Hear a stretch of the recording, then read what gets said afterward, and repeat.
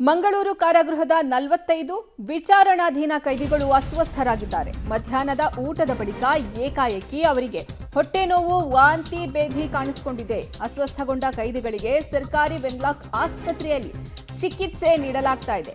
ಒಬ್ಬ ಕೈದಿಗೆ ತೀವ್ರ ನಿಗಾ ಘಟಕದಲ್ಲಿ ಇರಿಸಿ ಚಿಕಿತ್ಸೆಯನ್ನ ಕೊಡಿಸಲಾಗ್ತಾ ಇದೆ. ಇನ್ನು ಆಸ್ಪತ್ರೆಗೆ ಭೇಟಿ ನೀಡಿ ಪರಿಶೀಲಿಸಿದಂತಹ ಪೊಲೀಸ್ ಕಮಿಷನರ್ ಅನುಪಮ್ ಅಗರ್ವಾಲ್ ಆಹಾರದ ಸ್ಯಾಂಪಲ್ ಟೆಸ್ಟ್ಗೆ ಕಳುಹಿಸೋಕು ಸಹ ಅವರು ಸೂಚನೆಯನ್ನ ನೀಡಿದ್ದಾರೆ. ಮಂಗಳೂರು ಕಾರಾಗೃಹದ 45 ವಿಚಾರಣಾಧೀನ ಕೈದಿಗಳು ಅಸ್ವಸ್ಥರಾಗಿ ಆಸ್ಪತ್ರೆ ಪಾಲಾಗಿದ್ದಾರೆ. ಸದ್ಯ ಅವರಿಗೆ ವೆನ್ಲಾಕ್ ಆಸ್ಪತ್ರೆಯಲ್ಲಿ ಚಿಕಿತ್ಸೆ ನೀಡಲಾಗ್ತಾ ಇದೆ. ಮಧ್ಯಾಹ್ನದ ಊಟದ ಬಳಿಕ ಏಕಾಏಕಿ ಅವರಲ್ಲಿ ಹೊಟ್ಟೆ ನೋವು, ವಾಂತಿ, ಬೇದಿ ಕಾಣಿಸಿಕೊಳ್ಳುತ್ತೆ. ಹೀಗಾಗಿ ಅಸ್ವಸ್ಥಗೊಂಡಂತಹ ಕೈದಿಗಳಿಗೆ ಸರ್ಕಾರಿ ವೆನ್ಲಾಕ್ ಆಸ್ಪತ್ರೆಯಲ್ಲಿ ಚಿಕಿತ್ಸೆಯನ್ನ ನೀಡಲಾಗ್ತಾ ಇದೆ.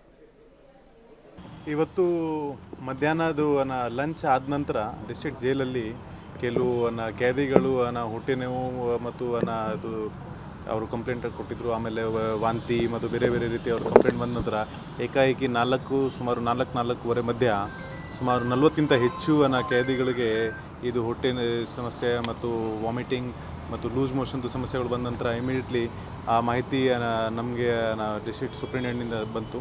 ಇಮಿಡಿಯೇಟ್ಲಿ ನಮ್ಮ ಅಧಿಕಾರಿಗಳು ಅಲ್ಲೇ ಸ್ಥಳಕ್ಕೆ ಭೇಟಿ ಕೊಟ್ಟು ಅಲ್ಲಿ ನಾವು ನಮ್ಮ ಪೊಲೀಸ್ ವ್ಯಾನ್ ಮತ್ತು ಜೈಲ್ದು ವ್ಯಾನ್ ಮುಖಾಂತರ